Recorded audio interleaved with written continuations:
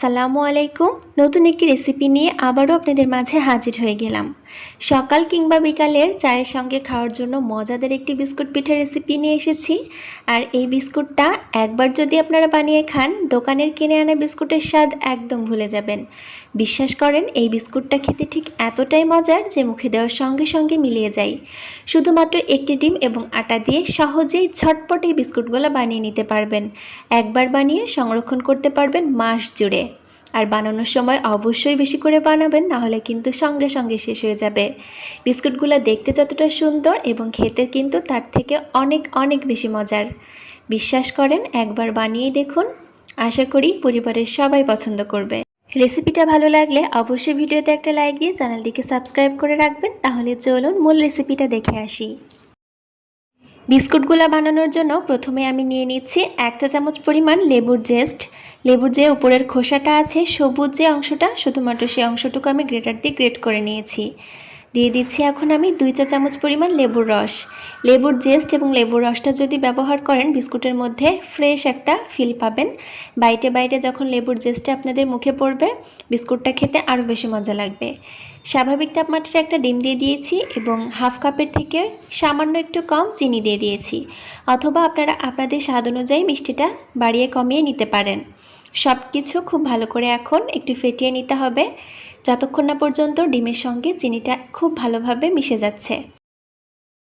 আপনারা যে কোনো কাঁটা চামচ অথবা এরকম হ্যান্ড হুইস্ক দিয়ে খুব ভালো করে চিনিটাকে ফেটিয়ে মিশিয়ে নিতে পারেন ডিমের সঙ্গে।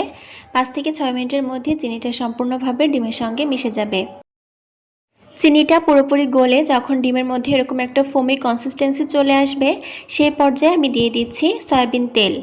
আমি এখানে 1/3 কাপ এবং আর একটু তেল নিয়েছি, 1/3 কাপ আর 1 টেবিল চামচের মতো, মোটামুটি হাফ কাপের থেকে কিছুটা কম। আপনারা চাইলে ঘি কিংবা বাটার দিয়েও এই বিস্কুট পিঠাটা বানিয়ে নিতে পারেন। তেলটা দেওয়ার পর আমি আবারও ডিমের সঙ্গে খুব ভালো করে মিশিয়ে নিচ্ছি। তেলটা ডিম এবং চিনির সাথে পুরোপুরি মিশে না যাওয়া পর্যন্ত হ্যান্ড হুইস্ক দিয়ে এভাবে মিশিয়ে নিতে হবে। আর তেলটা দেওয়ার পর দেখতে পারবেন এই মিশ্রণটা বেশ একটু ঘন বা টাইট মতো হয়ে এসেছে। তেলটা যখন পুরোপুরি ডিমের সঙ্গে মিশে যাবে, সেই পর্যায়ে আমি এখানে দিয়ে দিচ্ছি 1.5 কাপ পরিমাণ আটা। প্রথম পর্যায়ে আমি 1.5 কাপ পরিমাণ আটা ব্যবহার করছি। এরপরে আস্তে আস্তে আটা মেশাবো এবং একটা ডো বানিয়ে নিব। প্রথম পর্যায়ে 1.5 কাপ পরিমাণ আটা ব্যবহার করলাম এবং দিয়ে দিচ্ছি 1 চা চামচ পরিমাণ বেকিং পাউডার। এখন একটা চামচ দিয়ে আমি এই আটাটাকে ডিমের মিশ্রণের সঙ্গে ভালো করে মিশিয়ে নিব। এই পর্যায়ে হাত ব্যবহার করার দরকার নেই, যে কোনো একটা চামচ দিয়ে একটু মিশিয়ে নিলেই হবে। এই পর্যায়ে দেখতে পারবেন এই ডোটা বেশ পাতলা এবং সফট, অনেক বেশি নরম লিকুইডি টাইপের। এরকম হলে কিন্তু বিস্কুট পিঠাটা হবে না, এতে আরেকটু আটা মেশাতে হবে। প্রথম পর্যায়ে 1.5 কাপ ব্যবহার করেছি এবং এখন আমি আরও দিয়ে দিচ্ছি প্রায় 1 কাপ পরিমাণ। মোটামুটি একটি ডিম, প্রায় হাফ কাপ তেল এবং প্রায় 1 কাপ চিনির জন্য আপনাদের আটা কিংবা ময়দা লাগতে পারে 2.5 কাপের মতো। এই পর্যায়ে আমি 2 চিমটি পরিমাণ লবণ দিয়ে দিচ্ছি। তবে আপনারা এই লবণটা ব্যবহার করবেন প্রথমে যখন ডিমটা চিনির সঙ্গে মেশাবেন, এতে করে লবণটা খুব ভালো করে সব কিছুর সাথে মিশে যাবে। এখন আমি হাত দিয়ে ডোটা মেখে নিব।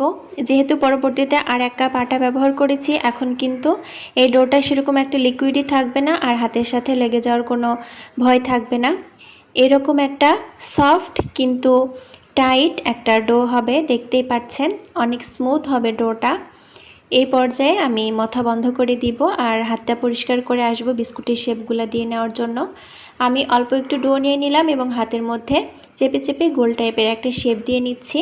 দেখতেই পাচ্ছেন এরকম গোল চ্যাপটা করে একটা শেপ দিয়ে নিলাম বিস্কুটের মতো, অথবা আপনারা যে কোনো ধরনের শেপই দিয়ে নিতে পারেন।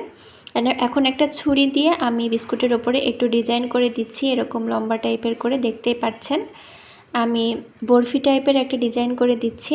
আপনারা যে কোনো ডিজাইন করতে পারেন আপনাদের পছন্দ অনুযায়ী। একটা বিস্কুট কিন্তু একদম রেডি, এটা তেলে ভাজার পরে কিন্তু ফুলে আরও ডাবল হয়ে যাবে। আরেকটা বিস্কুট আপনাদেরকে বানিয়ে দেখাই। আমি আরেকটু ডো নিয়ে নিয়েছি হাতের মধ্যে এবং বিস্কুট বা যে কোনো পিঠা বানানোর যে ছাঁচ থাকে, মেলাতে কিনতে পাওয়া যায়, সেরকম একটা ছাঁচ ব্যবহার করে আমি আরেকটা বিস্কুটের ডিজাইন দিয়ে নিচ্ছি। দুইটা ছাঁচের মাঝখানে ডোটা বসিয়ে চাপ দিলে এরকম সুন্দর একটা ফুলের মতো ডিজাইন হয়ে যাবে।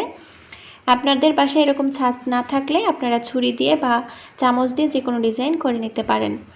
সবগুলো বিস্কুটই মোটামুটি আমার রেডি করে নেওয়া হয়ে গিয়েছে, দেখতেই পাচ্ছেন বিস্কুটগুলো কিন্তু এখনই দেখতে কতটা সুন্দর লাগছে। এখন এগুলাকে তেলে ভেজে নিব। চুলায় একটা প্যান বসিয়ে পরিমাণ মতো তেল দিয়ে নিচ্ছি, আর চুলার জালটা আমি একদম লোতে রেখেছি। মোটামুটি যখন তেলটা সামান্য গরম হয়ে যাবে সেই পর্যায়ে একে একে বিস্কুটগুলো ছেড়ে দিতে হবে। আর এই বিস্কুটগুলো ভাজতে হবে কিন্তু ডুবো তেলে, নাহলে বিস্কুটগুলো পারফেক্টলি ভাজা হবে না।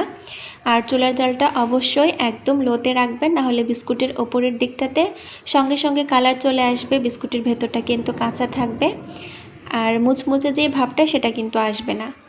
যখন বিস্কুটটা একটু শক্ত হয়ে যাবে সেই পর্যায়ে আলতো করে বিস্কুটগুলোকে একে একে উল্টে দিতে হবে।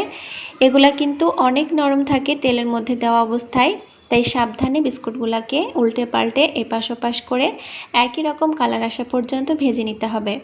গরম থাকা অবস্থাতে এই বিস্কুটগুলো অনেক বেশি নরম থাকে, তাই অবশ্যই অনেক সাবধানে বিস্কুটগুলোকে তেল ঝরিয়ে উঠিয়ে নিতে হবে।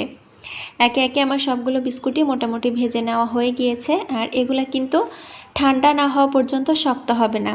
তাই প্রথমে যখন তেল থেকে উঠাবেন সে পর্যায়ে বিস্কুটগুলোতে হাত দেওয়ার দরকার নেই, তাহলে কিন্তু বিস্কুটগুলো ভেঙে যাবে। দেখতেই পাচ্ছেন এখন ঠান্ডা হওয়ার পর বিস্কুটগুলো একদম রেডি খাওয়ার জন্য, আর এগুলো ঠিক কতটা সুন্দর হয়েছে আপনারা দেখে নিশ্চয়ই বুঝতে পারছেন। এই বিস্কুটগুলো ঠিক এতটাই মজার, মুখে দেওয়ার সঙ্গে সঙ্গে মিলিয়ে যায়, এটা একটা খেলে কিন্তু মন ভরবে না।